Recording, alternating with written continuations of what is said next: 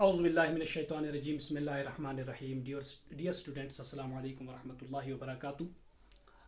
یہ ہمارا 12th کا کلاس ہے اردو کا، جس میں آج ہم حسرت موہانی کی غزل نمبر 2 کی تشریح بھی کریں گے اور ساتھ ساتھ اس کو پڑھیں گے بھی. تو غزل کا مطلع ہم شروع کرتے ہیں جیسے کہ آپ اپنے اسکرین میں دیکھ رہے ہیں. چپکے چپکے رات دن آنسو بہانا یاد ہے، چپکے چپکے رات دن آنسو بہانا یاد ہے، ہم کو اب تک عاشقی کا وہ زمانہ یاد ہے. شاعر غزل کے مطلع میں فرماتے ہیں کہ میرے محبوب مجھے غم فراق میں، غم فراق کہتے ہیں جدائی کے غم میں، مجھے غم فراق میں وہ ہر پل کا رونا یاد ہے، عاشقی کے اس زمانے کو میں ابھی تک بھلا نہیں پایا ہوں. یہ تھا غزل کا پہلا شعر اور اس کی تشریح. آئیے دوسری شعر پہ چلتے ہیں. کھینچ لینا وہ تیرا پردے کا کونا دفعتن، دفعتن یعنی کہ اچانک سے، کھینچ لینا وہ تیرا پردے کا کونا دفعتن، اور دوپٹے سے تیرا وہ منہ چھپانا یاد ہے. عاشق سے محبوب سے عاشق مخاطب ہو کے فرما رہے ہیں، یعنی کہ حسرت فرماتے ہیں کہ میرے محبوب مجھے ابھی تک وہ زمانہ اچھی طرح سے یاد ہے کہ جب تم اچانک اپنے دوپٹے کا کونا کھینچ کے شرم کے مارے اپنا چہرہ ڈھانپ لیتی تھی. ایسا انسان کے ساتھ فطرتاً ہوتا ہے کہ انسان شرم کے مارے جب کسی کے سامنے بیٹھا ہوتا ہے تو شرم کی وجہ سے اس کا ہاتھ اپنے منہ کی طرف چلا جاتا ہے. تو یہی یاد دلاتے ہیں اپنے محبوب کو شاعر. اور تیسرا شعر ہے بے رخی کے ساتھ سننا درد دل کی داستاں.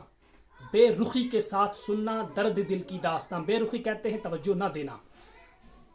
وہ کلائی پہ تیرا کنگن گھمانا یاد ہے، یعنی کہ شاعر یہاں پر اپنے محبوب سے شکایتاً یہ بات کہہ رہے ہیں کہ شاعر فرماتے ہیں کہ میرے محبوب وہ زمانہ بھی میں ابھی تک بھلا نہیں پایا ہوں، یعنی کہ مجھے ابھی تک یاد ہے کہ جب تم بے رخی اور بے توجہی کے ساتھ میرے درد دل کی داستان سنا کرتی تھی، یعنی کہ تمہاری خاص توجہ نہیں ہوتی تھی اور اس دوران تم اپنا کنگن اپنی کلائی پہ گھمایا کرتی تھی. وہ جو منظر ہے وہ مجھے ابھی بھی یاد ہے. تو اگلا شعر ہے وقت رخصت الوداع کا لفظ کہنے کے لیے. وقت رخصت الوداع کا لفظ کہنے کے لیے وہ تیرے سوکھے لبوں کا تھر تھرانا یاد ہے. یہاں پر بھی محبوب کی کیفیت بیان کرتے ہوئے شاعر فرماتے ہیں کہ میرے محبوب وہ منظر ابھی تک میری آنکھوں کے سامنے گھوم رہا ہے کہ جب تم رخصت ہونے کے وقت الوداع کا لفظ کہنے کے لیے جب تم الوداع کا لفظ کہتے تھے تو تمہارے ہونٹ کانپنے لگتے تھے. کس کے غم سے؟ جدائی کے غم سے، کہ اب جدا ہونا ہے. تو اس غم سے تمہارے ہونٹ کپ کپا جاتے تھے. غزل کا آخری شعر یعنی کہ غزل کا جو آخری شعر ہے وہ یوں ہے آ گیا گر وصل کی شب بھی کہیں ذکر فراق. آ گیا گر وصل کی شب بھی کہیں ذکر فراق، وہ تیرا رو رو کے مجھ کو بھی رلانا یاد ہے. شب یعنی کہ رات، اور وصل کہتے ہیں دیدار کرنے کو، ملاقات کرنے کو، فراق کہتے ہیں جدائی کو. یعنی کہ شاعر محبوب سے مخاطب ہو کے فرماتے ہیں کہ ایسا بھی ہوا کہ کیا تم وہ وقت بھی بھول گئی ہو.